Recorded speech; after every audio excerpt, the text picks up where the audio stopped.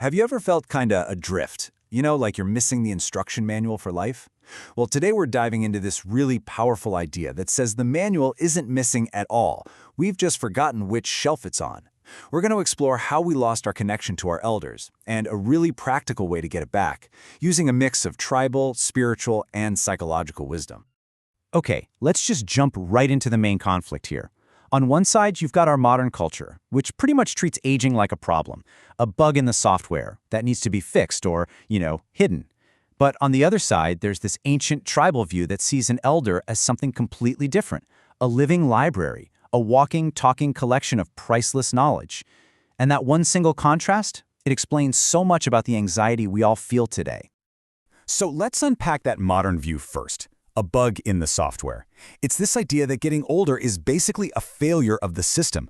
I mean, think about it. We spend billions trying to hide it, and we often move our seniors into separate facilities almost like we're trying to avoid the fact that it's coming for all of us. But what if we've got that all completely backward? This verse from Proverbs, it just flips the whole idea on its head. It suggests that gray hair isn't a sign that you're becoming irrelevant or decaying. Nope, it's a trophy. It's a crown of splendor that you've earned through a long life of experiences and just enduring. This image just perfectly captures what happens when we lose that connection. Without the wisdom of our elders to ground us, we become like kites without a string.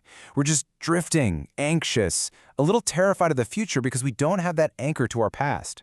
An elder is that string. They connect us to all the generations that came before. And this leads us to this really powerful and honestly kind of sobering idea. The library is burning. When an elder passes away, we don't just lose a person. An entire library of experience, of stories, of survival knowledge, it all burns down with them. It's lost forever. And the cost of that is just immense. So, how practical was this library? Well, in a lot of indigenous cultures, elders were masters of something called phenology, basically the study of nature's cycles. They didn't need a weather app on their phone. They could tell you the last frost of the season was over just by hearing the song of a specific bird. And this wasn't folklore. This was a science of survival, written in the language of the earth. And this really gets to the heart of it. Respecting an elder's knowledge wasn't just about being polite. In a tribal world, ignoring their advice on when to hunt or when to plant could literally mean the difference between life and death for the whole community. It was a straight-up survival issue. So when we cut that tie, we develop a kind of cultural amnesia. We literally forget the lessons our ancestors already paid for.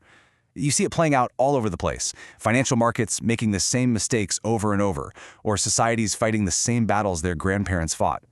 We're just doomed to repeat history because we've stopped talking to the librarians who hold all the records. So why do we do this? Well, it brings us to a huge problem in our time. We think information is the same as wisdom. We've got Google in our pockets, and our ego tells us that because we can look up anything, we're wise. But we're not. It's not the same thing at all. This analogy just makes the difference so clear. Information is knowing a tomato is a fruit. That's a fact. You can look it up in a second. Wisdom is knowing not to put it in a fruit salad. And that comes from experience, from context, all the things an elder has loads of. And tapping into that wisdom, it has a huge effect on how resilient we are. I mean, when you hear the real story of how your grandfather survived the Great Depression, or how your grandmother dealt with a huge loss, your own bad day at work suddenly doesn't seem so bad. You remember that, hey, you come from a line of people who get through things. You're an overcomer. Okay, so we've laid out the problem, and we see what's at stake. But the good news is we can fix this. So now let's get to the how. This section is about a really simple, practical way you can start accessing this living library. It's called the Council of One. The whole practice is really just 4 steps. First, find an elder. Easy enough. Second, and this is so important, ask for a story, not for advice. Asking, tell me about a time you felt lost, will give you so much more than what should I do. Third, listen with nature ears. Pay attention to the silent moments, the pauses. That's usually where the real wisdom is hiding. And finally, apply what you learned. Take one little piece of their story and try it in your own life for a week. Just see what happens. When you start doing this, something really profound starts to shift inside you. This isn't just about collecting interesting stories. This last part is about a much deeper transformation. It's about becoming the library yourself. It's not just about what you learn, it's about who you become along the way. And the results? They're real and they're deep. Your decision-making gets better because hearing those long life stories helps you ignore all the short-term noise. You start playing the long game. Your relationships get deeper because you're learning real patience from people who've been practicing it for decades, and you start acting from a place of resilience because you know your struggles are part of a much bigger human story. This is the kind of wisdom you get access to.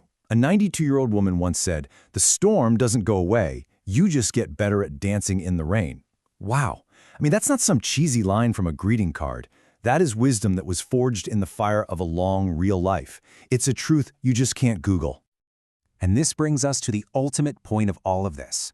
This practice isn't just about taking from the library. It's about realizing that you, yourself, are in the process of becoming one. One day, future generations are going to be looking to you for that same wisdom, for that anchor. You are literally a library in training. So in the end, we're left with this one last, really piercing question. What kind of books are you writing in your own soul right now? Are they stories about bitterness and anxiety? Or are they chapters filled with grace and resilience and light? Because that is the legacy you're building, one day at a time.